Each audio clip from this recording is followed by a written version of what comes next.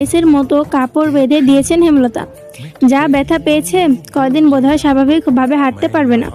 হেমলতা মুখে তুলে খাইয়ে দিলেন, তারপর বললেন, এবার খুশি?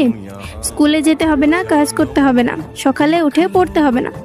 পূর্ণা রাজ্যের দুঃখ নিয়ে বলল, সবই ঠিক আছে, কিন্তু এখন আমি টিভি দেখতে যাব কি করে?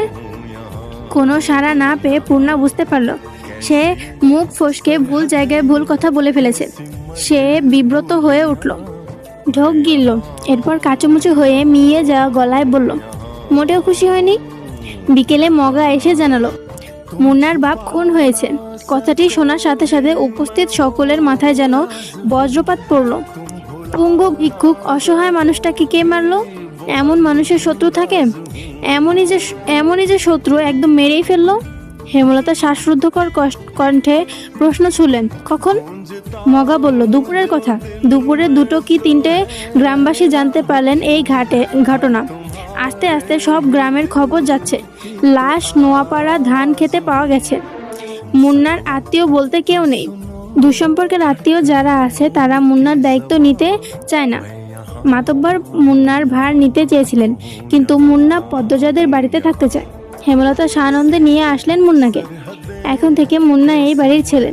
পদ্মজা পূর্ণা খুব খুশি হলো না শুধু প্রেমা। মুন্না প্রেমা সমবয়সী। প্রেমা ভাবছে তার আদরের ভাগ বসাতে মুন্না এসেছে। হেমলতা ব্যাপারটা বুঝতে পারছেন। পদ্মজাকে বললেন, প্রেমার পছন্দ হচ্ছে না মুন্নাকে। দুজনের মধ্যে সখ্যাতা করে দিস, যাতে একজন আরেকজনের আপন চোখে দেখে। পদ্মজা আশ্বস্ত করে বলল, কয়দিনে মিশে যাবে দুজন।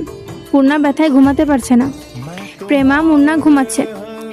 মুন্না খুব কেঁদেছে, এখন ক্লান্ত হয়ে বেঘরে ঘুমাচ্ছে। রাত তো কম হলো না। পূর্ণা মা বোনের বৈঠক দেখে বলল, আম্মা, মুন্নার নতুন নাম রাখা উচিত। কেন? এখন থেকে মুন্না আমাদের ভাই, আমাদের নাম প দিয়ে। তাইলে ওর নামও প দিয়ে হতে হবে, তাই না আপা? হেমলতা হেসে বললেন, তুই নাম রাখ তাহলে। রাখছি তো, প্রান্ত মোড়ল। মুন্নাকে জানা সকালে। রাজি হলে এরপর সবাই না হয় ডাকবো। রাজি হবে না মানে? পিটিয়ে রাজি করাবো। হেমলতা মৃদু হাসলেন। পূর্ণা অসুস্থ হলে খুব কথা বলে, মুখ বন্ধ রাখতেই পারে না।